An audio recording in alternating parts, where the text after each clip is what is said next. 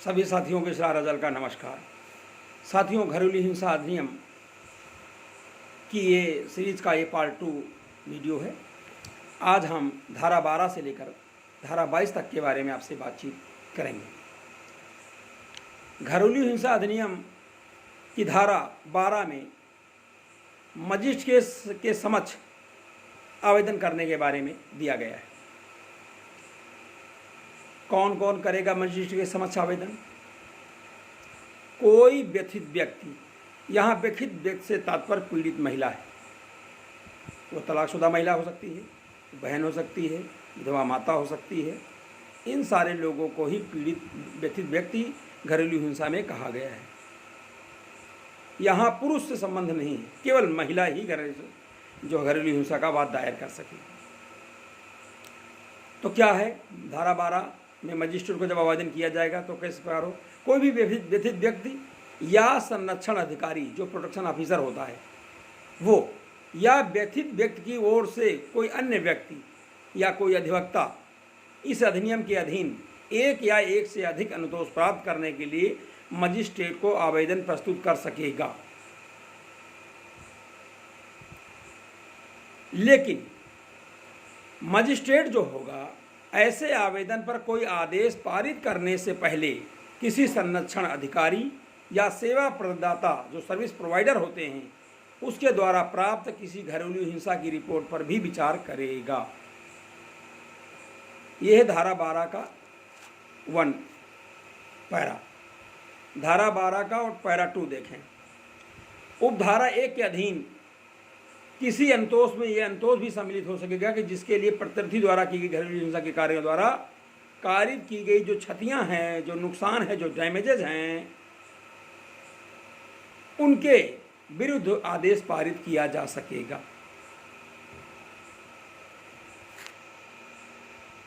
तीसरा, धारा 12 में जो तीसरा जो ऑप्शन है वो इस प्रकार है कि मजिस्ट्रेट के समक्ष एक आवेदन कैसे किया जाएगा?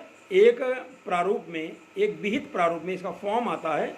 ऐसी विशिष्टियाँ जो विहित की जाएं, उस फॉर्म के अंदर सारा कुछ फिलिंग हो जाएगा। घरेलू हिंसा का आवेदन एक फॉर्म होता है जो 3-4 पेज का होता है, उसमें सारा वर्णन उसमें रहता है। धारा 12 से पूरा रहता है, तो उसके भर दिया जाएगा। उसी में उस हलफनामे का भी जिक्र रहता है, शपथ पत्र भी उसमें दिया रहता है। अलग से भी शपथ पत्र अटैच किया जा सकता है, तो उस रूप में दिया जा सकेगा।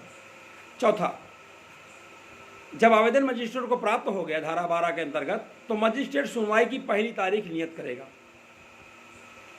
और पहली तारीख सामान्यतया जो है 3 दिनों से अधिक की नहीं होगी। त्वरित न्याय के लिए घरेलू हिंसा अधिनियम कानून बनाया गया है। यानी जो पहली तारीख मजिस्ट्रेट नियत करेगा वो 3 दिनों से अधिक की नहीं होगी। ये ऐसा कानून में लिखा गया है। पांचवा, और ये भी लिखा गया है कि मजिस्ट्रेट धारा 12(1) के अधीन दिए गए आवेदन को कोशिश करके 60 दिनों के भीतर निपटान करने का प्रयास करेगा। 60 दिनों के भीतर, 60 दिनों के भीतर निपटान करने का प्रयास करेगा। ये धारा 12 के अंतर्गत घरेलू आवेदन के बारे में विस्तृत विवेचन था।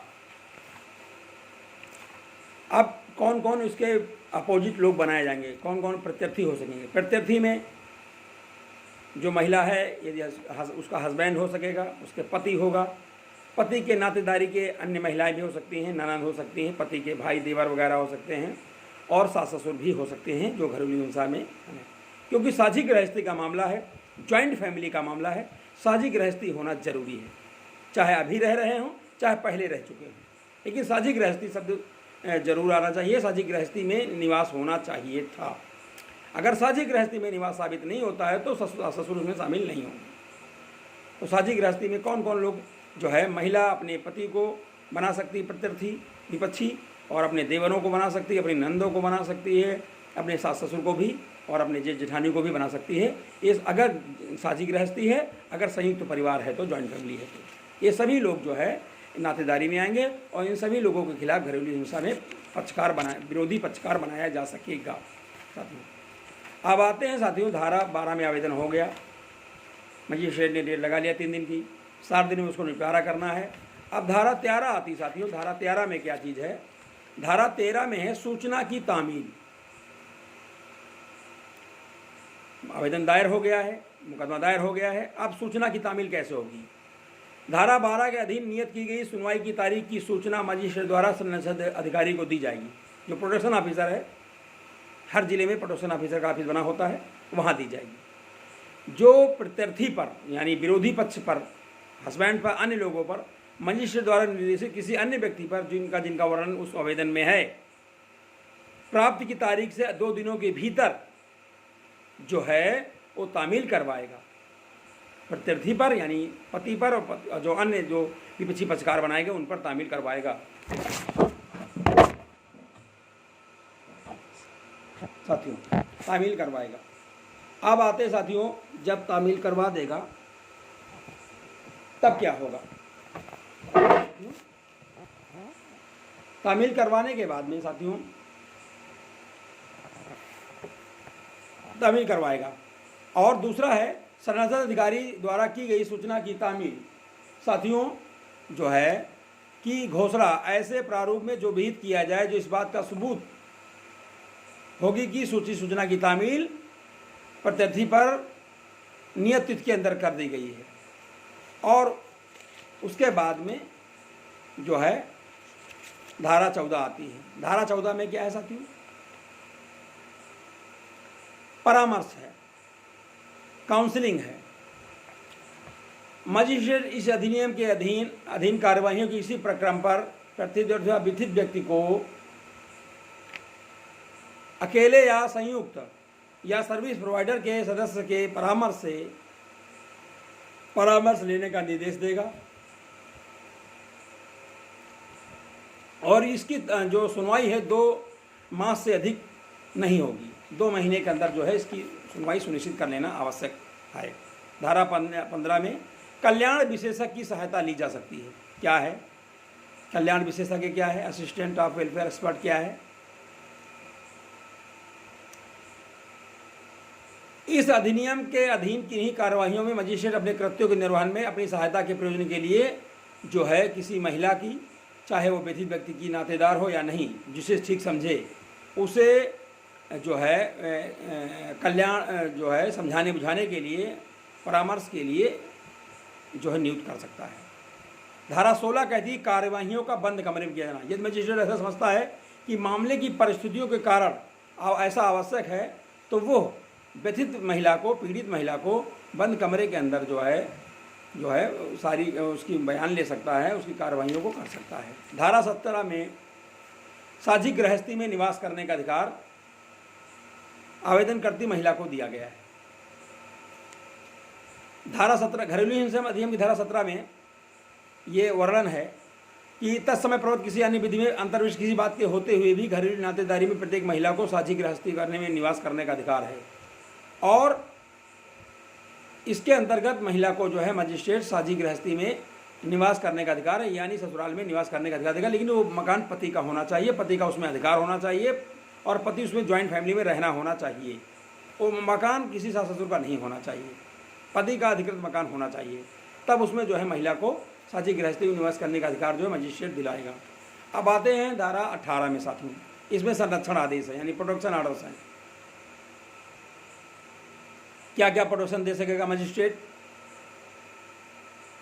मजिस्ट्रेट ऐसे संरक्षण आदेश दे सकेगा कि महिला उसमें साझी गृहस्थी में निवास करे, महिला को चिकित्सा सुविधा उपलब्ध कराई जाए, महिला को जो है मोबाइल फ़ोन यूज करने दिया जाए, महिला को जो है अन्य जो भी संचार के माध्यम हैं उनके माध्यम से अपने परिवार वालों से, मायके वालों से बातचीत करने का भी अधिकार दिया गया है। और अन्य प्रकार से उसकी जो है तमाम सुरक्षाएं दी गई हैं और उसको मारपीट से भी सुरक्षा दी गई है। और उसका जो स्त्री धन है वो भी सुरक्षित रखा जाए, उसके जो स्त्री धन मिला है शादी ब्याह में उसको भी नष्ट ना किया जाए। ये सारे संरक्षण आदेश एक मजिस्ट्रेट धारा 18 में दे सकेगा। धारा 19 में निवास आदेश। मजिस्ट्रेट धारा 19 में महिला को निवास करने का अधिकार पूरी तरीके से उसे ससुराल में दे सकेगा जो पति के नाम से मकान है। अब आते धारा 20 में साथियों। धारा 20 में इस बात का वर्णन है कि जो है साथियों कि धनी अंतोष, ये सबसे बड़ा अंतोष है। धारा 20 में धनी अंतोष के बारे में कहा जाए। जो महिला है जिसको कि घर से निकाल दिया गया, खदेड़ दिया गया, उस पर घरेलू हिंसा कारित की गई है, उसको मारा पीटा गया है, उसका सब कुछ छीन लिया गया है, वही पीड़ित महिला है, उसको धनी अनुतोष के रूप में मजिस्ट्रेट बहुत कुछ अधिकार दे सकेगा। क्या क्या अधिकार देगा साथियों? उपार्जनों की जो हानि हुई है उसके बाबत वो धनी आदेश दे सकता है। चिकित्सा व्यय जो हैं, जो मेडिकल खर्च हुए हैं, जो कि छोटा सा बच्चा बच्ची है तो उसके जो खर्च हुए हैं, स्कूल संबंधी जो खर्च हुए हैं, या बच्चा पढ़ता लिखता है तो उसके संबंधी जो खर्च हैं, वो सारे खर्च हैं, इसके अंतर्गत जो है साथियों दे सकेगा। और महीने का जो खर्चा है, खाने पीने का जो खर्चा है, उसका पैसा भी धनी अनुतोष के अंतर्गत मजिस्ट्रेट प्रत्यर्थी यानी हस्बैंड को देने का आदेश कर सकेगा। कितना होगा? ये पति की आय पर डिपेंड करता है कितना होगा। ये 2000 1000 रुपये से लेकर के 1 लाख 2 लाख 4 लाख 10 20 लाख हो सकता है, कम नहीं होगा। ये पति की आय पर डिपेंड है साथियों। जितना पति कमा रहा है कम से कम उसका आधा भाग पत्नी को दिया जाने का आदेश मजिस्ट्रेट दे सकेगा, और ये जो है तर्कसंगत भी होगा। इतना रुपया दे सकेगा, इसका निश्चित नहीं है। अंतरिम जब आवेदन डिसाइड होगा तो उसमें 2000 से 4000 रुपये मासिक बंध जाता है, और जब फाइनल आदेश धारा 12 के अंतर्गत होता है तो इसमें मजिस्ट्रेट जो है 5000 से 10,000 10,000 15,000 20,000 50,000 लाख 2 लाख रुपए भी मंथली मासिक आदेश दे सकता है, और होते हैं आदेश। इसके अलावा एकमुश्त भी 1 लाख से लेकर के 10 लाख 20 लाख 1 करोड़ जैसी हस्बैंड की हैसियत है उस हिसाब से आदेश दे सकेगा मजिस्ट्रेट। धारा 21 में अभिरक्षा आदेश है, कस्टडी ऑर्डर्स है। इसमें मजिस्ट्रेट जो है संतान की जो कस्टडी है उसको देने का आदेश देता है। जनरली जो है छोटे बच्चे जो हैं वो महिलाओं के पास ही रखे जाते हैं, पीड़ित महिला के पास ही रखे जाते हैं। बालक की उम्र में 8 वर्ष तक बालक जो है महिला के पास रहेगा। 8 से बाद अगर महिला की स्थिति ऐसी नहीं है तो आवेदन करके पति को दिया जा सकता है कि अगर उसके पास साधन उपलब्ध है। और अगर संतान जो है लड़की है, स्त्री है, लड़की है, छोटी बच्ची है, तो उसका बालिग होने तक उसका अधिकार केवल और केवल माता के पास होगा। तो धारा 21 में अभिरक्षा आदेश के दे सकेगा मजिस्ट्रेट संतान के लिए जो कि माँ के पक्ष में ही रहता है। धारा 22 में कंपनसेशन ऑर्डर्स हैं यानी प्रतिकर आदेश है। इसके अधीन जो है यदि घरेलू महिला के साथ जो है हिंसा की गई है, भावनात्मक हिंसा की गई, यातना दी गई है, कष्ट दिया गया है, तो प्रतिकर जो है यानी कंपनसेशन ऑर्डर भी मजिस्ट्रेट दे सकेगा, और ये भी हज़ारों रुपए में होगा और एक मुश्त भी हो सकेगा। इस प्रकार साथियों धारा 22 तक जो है, धारा 20 में धनी अनुतोष है, धारा 21 में जो है साथियों जो है 22 में जो है कंपनसेशन ऑर्डर्स हैं, धारा 21 में जो है अभिरक्षा संबंधी कस्टडी संतान संबंधी आदेश हैं, ये सारे आदेश हैं। तो धारा 12 में जो है घरेलू हिंसा का आवेदन किया जाएगा, और धारा 12 में जो है साथियों धारा 13 में निवास का ऑर्डर्स है, ये सारे ऑर्डर्स हैं। और धारा 22 तक जो है धनी अनुतोष हैं, चिकित्सा अनुतोष हैं, सारे तरह की सुख सुविधाएँ और के ऑर्डर जो है पत्नी के पक्ष में, पीड़ित महिला के पक्ष में दिए जा सकेंगे। ऐसा घरेलू हिंसा कानून में उपबंधित है साथियों। ये है धारा 12 से लेकर के धारा 22 तक के बारे में पार्ट 2। आप सभी साथी इस वीडियो को देखें और जो कुछ बताया जा रहा है उसे समझें, और आवश्यक हो तो सुझाव भी दें। आप सभी साथियों का वीडियो देखने के लिए बहुत बहुत धन्यवाद साथियों, और आशा नहीं भी विश्वास है कि वीडियो आपको पसंद आएगा। आप और जो भी सुझाव हो ज़रूर दें साथियों। आप सभी साथियों को बहुत बहुत धन्यवाद। पसंद आने में वीडियो को लाइक करें तथा चैनल को सब्सक्राइब करें। आप जय हिंद, जय भारत, जय राष्ट्र, जय संविधान।